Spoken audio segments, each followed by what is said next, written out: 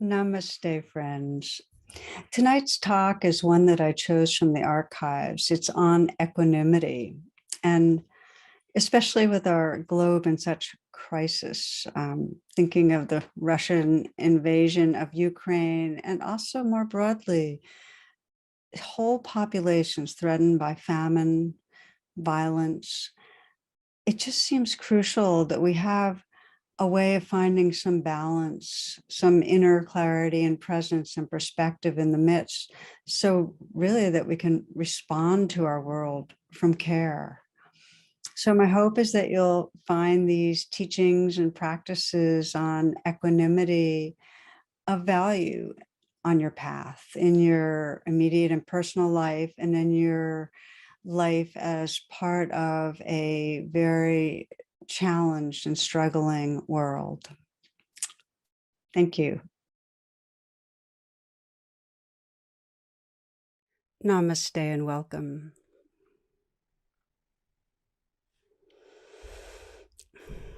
It's very nice to be with you, and I share, to begin with, a cartoon that I got recently that I found really easy to relate to, and it was of two mice, and each of the mice is on its own spinning wheel, and one is frantically moving, and the other one is just sitting at the bottom of the wheel looking very relaxed and at peace. And of course, the caption is for that one, "I had an epiphany." So what was the epiphany? And to me, the epiphany is like this amazingly valuable reminder that we forget regularly, that we have in any moment the capacity to pause, to become still, to get off that wheel of obsessive thinking and of racing through the day and of running away from something unpleasant or uncomfortable, that in any moment, we can stop. We can stop, we can breathe, we can let go a little. I'm trying to do it right now. It's just any intentional moment of that gift, letting go, letting go. And then it's possible to enter the next moment with more presence and balance and clarity and heart. In Buddhist psychology, there are what are called the four divine abodes, and these are each one is an expression of what it means to be at home in the sacred. And the divine abodes are loving kindness, compassion, joy, and the fourth, which makes all the other ones, the previous ones, possible, is equanimity. So equanimity is this inner balance, this ease or spaciousness of presence. It's a non-reactive awareness. And when we're able to come into rest and be in that spaciousness, that inner presence, then all the other qualities of life that we so cherish, like compassion, like love, arise naturally. We can actually move into the next moment when we are coming from equanimity with our full intelligence, our full heart. I often reflect on Viktor Frankl's famous quote, because it's really an equanimity quote. And he says that in between the stimulus and the response, there's a space. And in that space is your power and your freedom. So it's really, really meaningful on our path to be able to do what that mouse did and just stop racing. Just stop the spinning wheel. Come to rest. Especially in current times, as we consider we're in times of multiple pandemics and with so much uncertainty and threat, and so many of us feeling reactive, distressed, being able to step off that spinning wheel and access that space of equanimity, that refuge of inner ease, is a tremendous gift. It affects all who we touch. So this is what we'll be exploring together this evening, how we can move from reactivity to that space of non-judging, balanced presence. And as we explore this, you might be considering what are the waves that you're encountering in your life, whether it's individually or your sense of our world, that really stir you up. The waves that get you spinning when you most really need to be able to touch in again to that inner refuge. So this will be our inquiry, shifting from reactivity to that presence that allows us to then respond from the best of who we are, from our awake hearts. I'd maybe begin by sharing a story, NPR a few years ago, that's where I heard it, where this little girl, Melissa, is at home and she's drawing and she's all excited because she has just discovered that if you combine yellow and blue, why, it makes green. And so she shows her mom and her mom says, "Oh, that's beautiful. And you can show your dad when he comes home." So that evening, her father, who's a very busy Wall Street finance person, broker, comes home and he's very agitated and he walks in the door talking on his cell phone, and little Melissa's following him around the house, trying to get his attention, but he's on the cell phone, and he goes into his office and he's on the cell phone and turns on the computer, and she's tugging at his pants, trying to get him to look at what she's done. And he gets irritated and he says, "Melissa, what are you doing down there?" And she said, "Daddy, I live down here."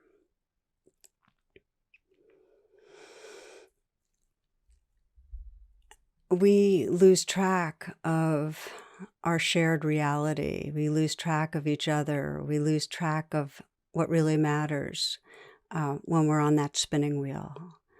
We miss out. And there's that saying that life is what's happening when we're on our way somewhere else, wanting something different, being preoccupied. So it's a true loss to override our living moments because we can't really listen to our own hearts, to others. There's no real presence with whatever hurts and fears are there. And there's also no intimacy, no sense of aliveness and wonder. We're just in a trance. So this is what happens when we're run by our survival brain, by our limbic system, that we're actually in reaction to wants and fears rather than presence, and our attention's hijacked. And we get very focused and narrowed and contracted. And as many know, we're in a society that increasingly fuels this kind of emotional limbic hijack, where we can't sustain a deeper presence. And a primary medium is the internet. And I've just come to believe that if we want to keep waking up our hearts, if we really want to wake up our wisdom, if we want societal healing, we need to honestly examine our relationship with the internet. I was very impacted about a week and a half ago. I think I shared with some of you this. I saw a Netflix called The Social Dilemma. And in it, you hear from different tech industry insiders, people who had been very, very high up in well-known tech companies, who have become very, very alarmed at the direction that the internet's taking us. It wasn't originally intended that the internet go in this way, but this is what's happened. And so you hear from different individuals, the ones that know the most about how the internet is designed and what it does, talking about how they have worked with their own addictions to the internet and how they severely limit their children's use of social media and so on. And what they basically convey is what many of us know: the internet's run by multi-billion-dollar tech companies that are on the profit motive, which they have one commodity that they're trying to get, which is your attention. That's it. That's what translates into money. And the internet, and particularly news, I think, is designed to try to grab and control your attention based on your wants and your fears. This is the message that these tech companies collect massive amounts of data about each of us, about what we like and what we don't like, our purchases, our opinions and views. Then they create these algorithms and use them to try to control, grab our attention, and influence our behaviors. And it's way more subtle, insidious, and pervasive than most of us imagine. I mean, it happens. You cannot be online and hold your attention steady because of notifications and ads and all the ways that the net is designed to addict you, giving you your dopamine fix, of social media and so on. I mean, think about how difficult it is to control that impulse to check email and text. It's really difficult. We're addicted. So just to say, we know the value of the internet, that where it can serve to connect and educate and enable collaboration. And of course, we know the necessity of news, yet increasingly our news feeds and the social media groups we interact on are so separate from each other, from others, that there's no shared truth about what's happening. And it's becoming more and more separate. And it's really scary because living in separate realities, in the Netflix, they likened it to different groups living in their own Truman shows, because here's the thing. No matter how right you might feel in your view about things right now, the more time you're online and it's compulsive, that you're really hooked on the news and so on, the more narrow the mind gets and the more charged emotions get, and the more it feeds this trance of bad others, and it feeds biases, and it contributes to a divided society. The addiction to the internet contributes to this trance we're in of them out there, a bad other out there. And it's the same trance that divides us from ourselves. It really erodes our capacity for equanimity and presence. So I took a little time on this because I'm working on it myself. I've been increasingly taking blocks of time each day, as well as days from the week where I'm not online. And there's a huge difference when I take time off, in terms of the amount of moments that there's actually a sense of connection with my senses and with my heart. And I'll share with you that the day that Ruth Bader Ginsburg passed away, I decided to go on a kind of news blackout, and I did it for about a week. I knew that I knew pretty much what was happening and what was going to happen, but it felt so important not to fuel my limbic system and just to take a rest from it. And I remember one friend was at the Supreme Court the other day and never seen so many bouquets and so much heart caring. And just taking that break let me keep tapping into the caring and what mattered most, really individually and as a society. And so that I could, continue to act, because I'm pretty active in terms of, get out the vote and the different areas and causes that I'm passionate about, but to really do it from more of a place of presence than agitation. So in this exploration of how we come home to equanimity and presence, this is one key piece in terms of watching our external life and being honest about our relationship with media, with internet. Now, how about the inner? What do we do inwardly? How do we practice inwardly when we're reactive? How do we come back then? Especially in the moments when we're, could be how do we come back when we're feeling the big threats, for our personal life and our world, but also in a daily way when we're feeling those tugs of anxiety and wanting life to be different, wanting others' behavior to be different, wanting to be different ourselves. And the key is this, that it's the mindfulness skill of learning to come back to just this. When we're on that spinning wheel, it's to be able to say, okay, what exactly is happening right now? Can I connect exactly with the life of this moment? Let me share a story with you of one woman who this happened to her during a retreat who just started spinning and how she came back. And we teach a lot in our retreats about staying awake and in our bodies. And one of the meditations for that is walking meditation, which is it's a beautiful meditation where you don't walk to get somewhere. It's just really walking about 15 paces, and then you stop, pause, turn around, and walk back 15 paces.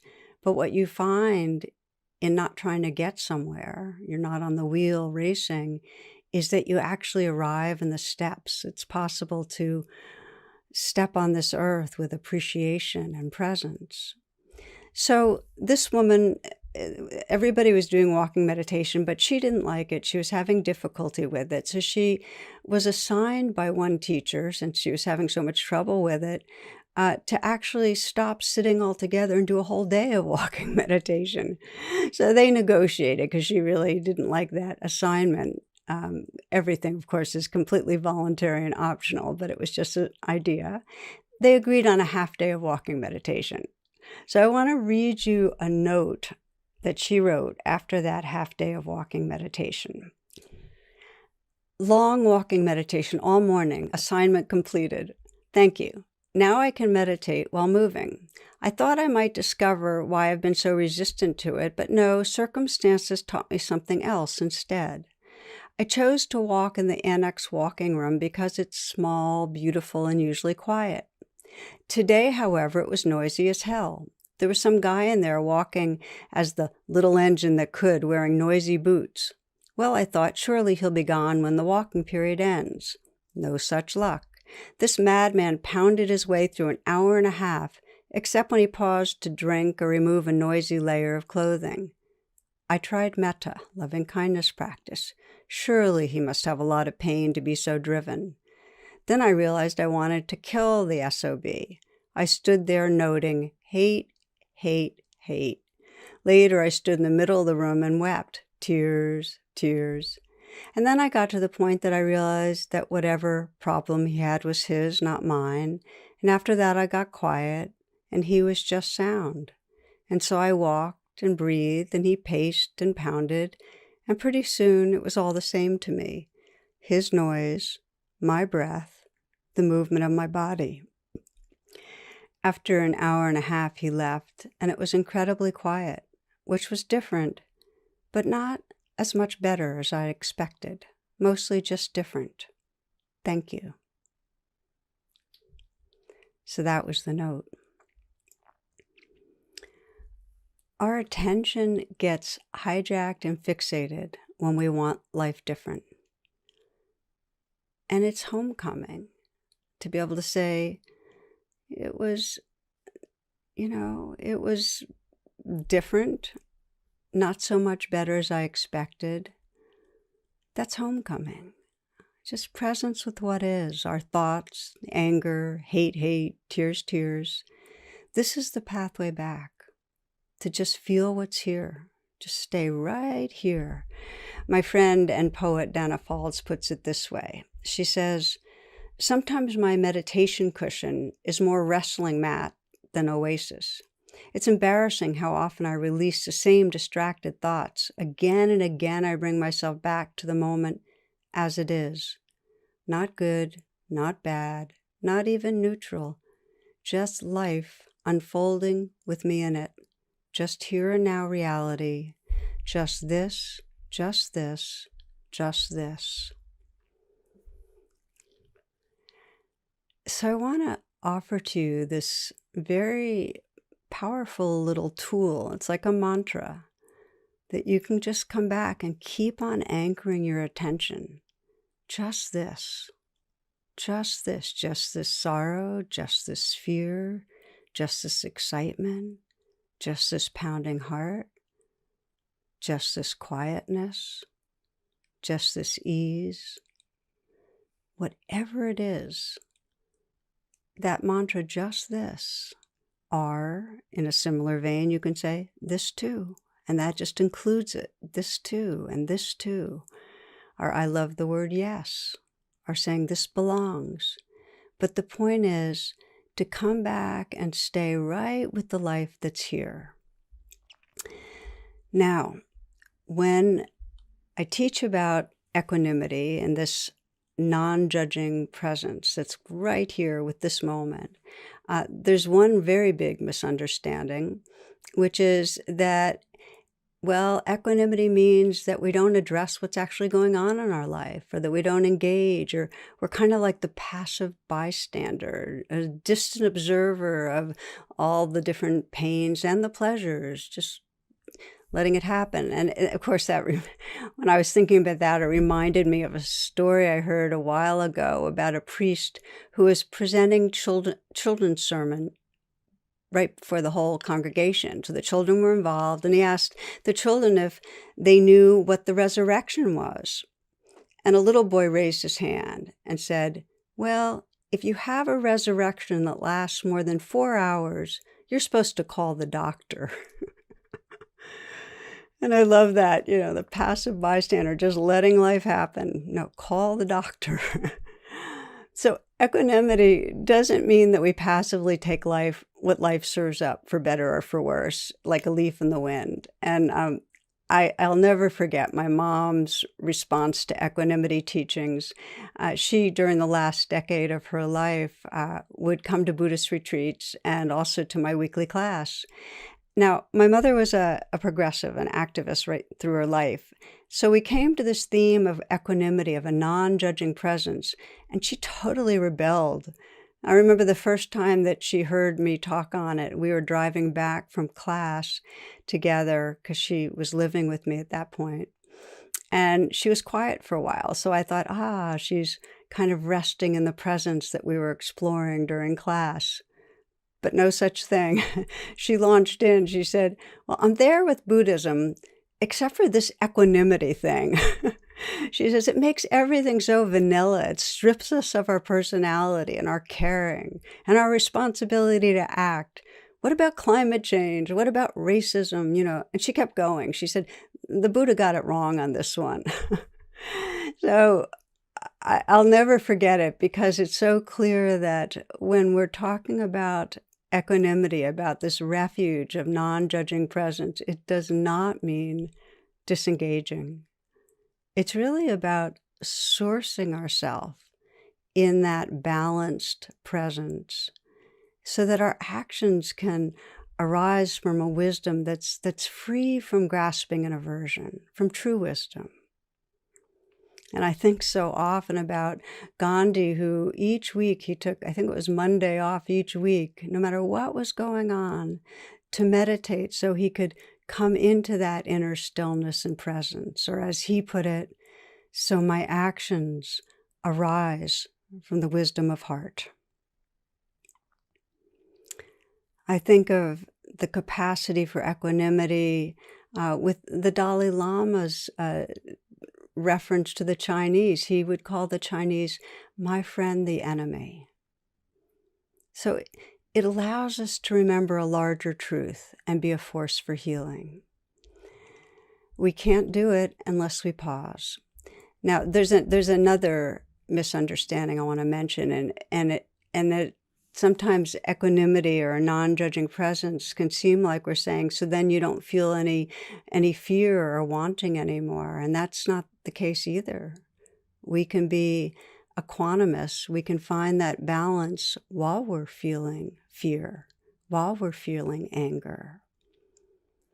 I'm thinking right now of just this last Saturday at the question answer at the satsang. One woman from Canada, her question was, she said, well, so many of us here in Canada are deeply frightened about what's going on in the United States and, of course, the world, but right now the United States, really pained, and she had tears, and it was really upsetting. And so we began to exchange, and people in the chat were saying, us too, us from the United States too, that we're feeling fear. So we explored, and under that fear that she was feeling, and she felt it with all those that she was friends with, was this deep care about how many are suffering right now, and about the threat of devolving into even more violence and disease and the violation of our earth. And in our exchange, it wasn't about removing the fear. It was about including the fear, just this, and also what was under it, the care, just this, the care. And then the reality of all these others who are feeling the same, that are also caring, deeply, deeply concerned, just this and this. And what we find is that when we can name and include just this and this, what starts growing is a atmosphere or presence that can include it, a presence that is tender and balanced and wise. So rather than reacting to the fear, we're the ocean that can include the waves of fear. And this is the gift of equanimity, of finding that refuge, is that it connects us with an inclusive, open heart space. One meditation master described it this way: the heart that is ready for anything. The heart that's ready for anything. That whatever arrives, if we know how to come into that space of equanimity and presence, we're able to respond with our care, with our intelligence. Story to give you a sense of this, that just this one, really, it touched me. I included this in True Refuge. That was my second book. A woman had come to me and asked me for the Buddhist teachings on how to be present for someone when they're dying, and her partner only had a few days to live, and had requested that she, not a minister or a priest, be the one to support and guide him. And she was terrified that she'd fall short, that this was the most important request of her life and that she would fail him. And so she wanted to think through the different scenarios and read about religious practices for the dying. And I encouraged her instead to practice presence, to really trust her own wisdom. And we explored how when she got caught in the reactive spinning, anxious thoughts and so on, she could come back and pause and try to relax her body a little and connect with just this, with her breath, her aliveness, with just what's there. Just this, refuge and equanimity.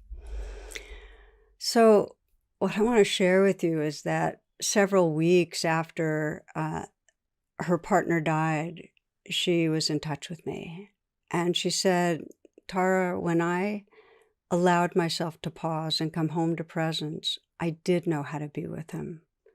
And she went on to describe how she had to keep letting go of any ideas about what was supposed to happen, which is all through our life, what we have to do, and just come back to feeling her breath and the fear or the grief or whatever was in the present moment. Just be intimate with that.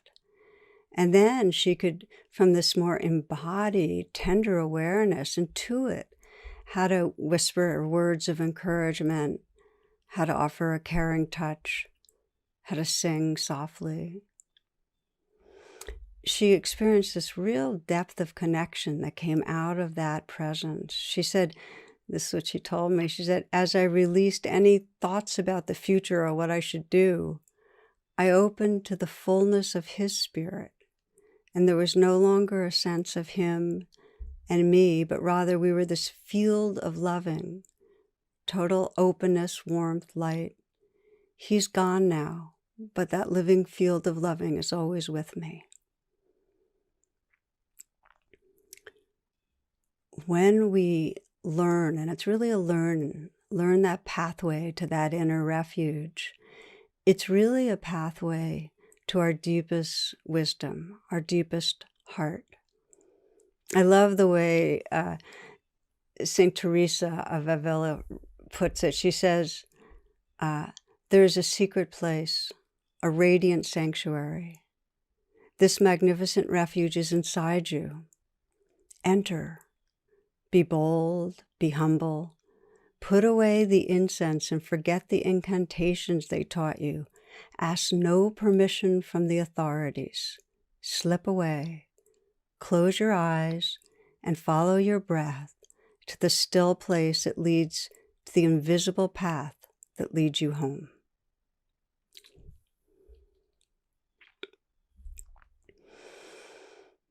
So, my friends, I've given some examples. It's a whole world to explore, but really there's a simplicity, this just noticing when we're in this reactive trance. If we're in that reactive trance because of our outside activities, internet news, to put it down, to pause, and then to inwardly pause. It's crucial because we so want to live from who we really are, from our love, from our wisdom. And this is what gives us access. Now, I've been sharing with you stories that are on the kind of individual level. I want to share one final story that illustrates the power of this presence. And it took place in the early weeks of the Iraq War. Armies and Marines were closing in on Baghdad, and one reporter was watching what was happening actually on TV, and he described what appeared to be a disaster in the making, because a small unit of American soldiers was walking up a street in Najaf when hundreds of Iraqis poured out of buildings on either side, and they had their fists waving and throats taut, and they were pressing in on the Americans, who glanced at one another in terror. And so this reporter was, got increasingly tense as he listened to the Iraqis shrieking, frantic with rage. And the cameraman, from the way the lens was lurching, seemed as frightened as the soldiers. And so this reporter thought, this is it. A shot's going to come from somewhere, and then all hell's going to break loose. Americans will open fire, and the whole world's going to witness My Lai massacre of the Iraq War. So that's what he was steeling himself for.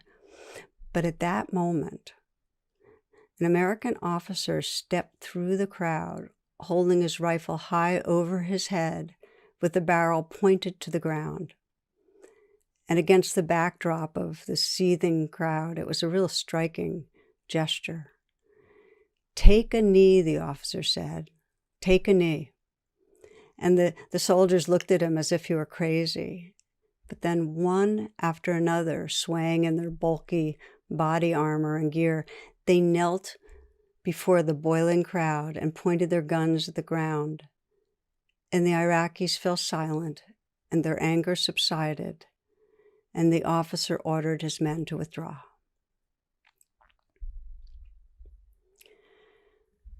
We need leaders that know how to stop the war.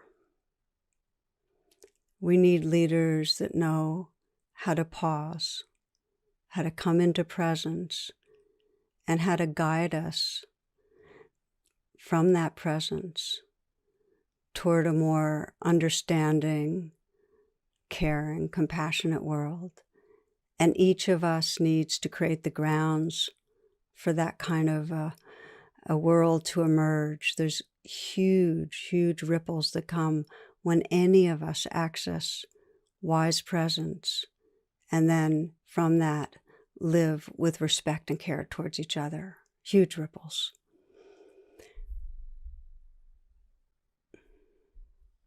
We have this inner refuge. It's part of who we are. It's an innate capacity, this wise heart space. And like all positive states, it can be cultivated. This is what neuroscience has taught us, that the more we practice coming home, the more that pathway is available to us. It becomes from a state to a trait. So we'll practice together. You can practice together right now, and then you can practice formally and informally through your day when the waves get strong. Just taking even a 30-second pause, and you'll be living more from that non-reactive presence than if you don't pause. You will be cultivating that heart that is ready for anything. So wherever you are right now, let's just take a few minutes to close with a bit of a practice, a taste of it. You might close your eyes and then with your eyes closed, adjust your posture so that you're sitting in a way that allows you to be present.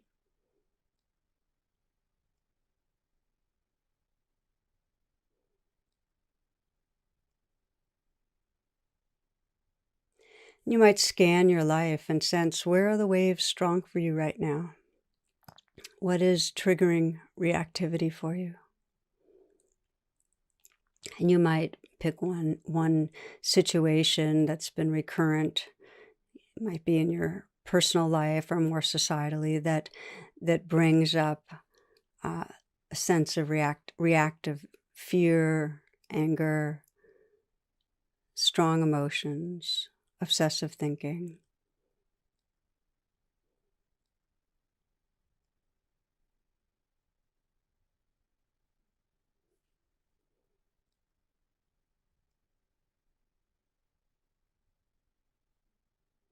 Once you have this situation in mind, imagine yourself in it. See if you can transport yourself into it so that if it's with another person, you're seeing how they're behaving, you're hearing their words. Or if it's a public figure, you have the image and the words. Or if it's news that you've heard, it's in your mind. Imagining receiving, being triggered, but then pausing. Between the stimulus and the response, there is a space. So pause. Create that space. Perhaps take a few full breaths. And sense the possibility of simply noticing what is going on inside me right now. Maybe it's anger. Maybe it's fear. Maybe it's powerlessness. Maybe it's grief. Maybe under that there's caring. But simply just name it. Just name what you're aware of. Support yourself by saying just this. Interested, kind, allowing attention. Just this. Shoulders in knots, just this. Heart pounding, this too.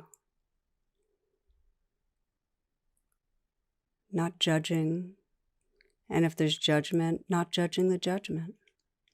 Whatever comes up, including resistance, you can include that. Just say resistance. Okay, this too.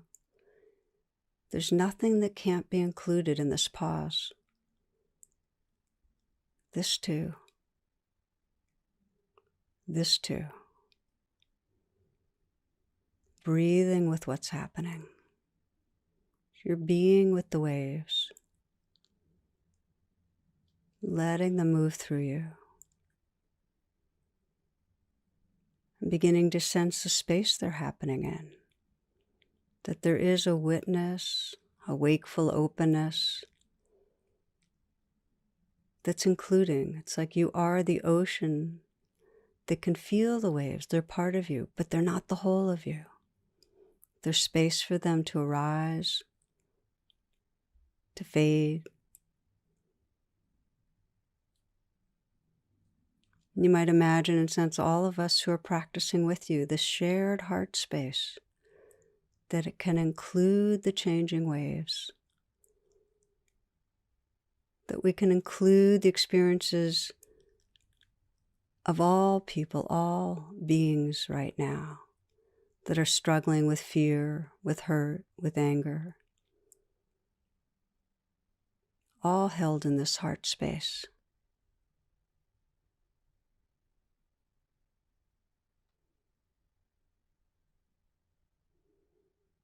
And sense the possibility of that heart that's ready for anything.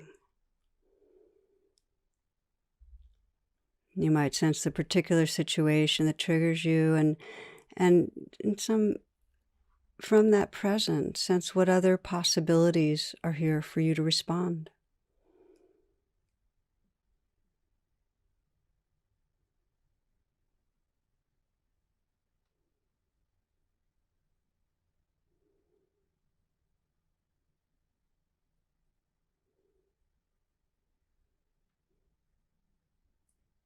And sensing that when you respond from your greatest heart, greatest, deepest wisdom, you're really responding from the truth of who you are. And that truth is always here. That beingness is always here. Again, St. Teresa, there is a secret place, a radiant sanctuary. This magnificent refuge is inside you. Be brave and walk through the country of your own wild heart. Be gentle and know that you know nothing. Be still, listen, keep walking. No one else controls access to this perfect place. Give yourself your own unconditional permission to go there. Waste no time. Enter the center of your soul.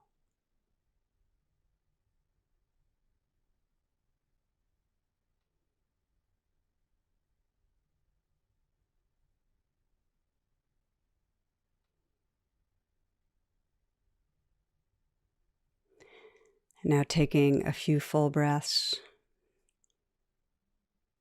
And as you're ready, opening your eyes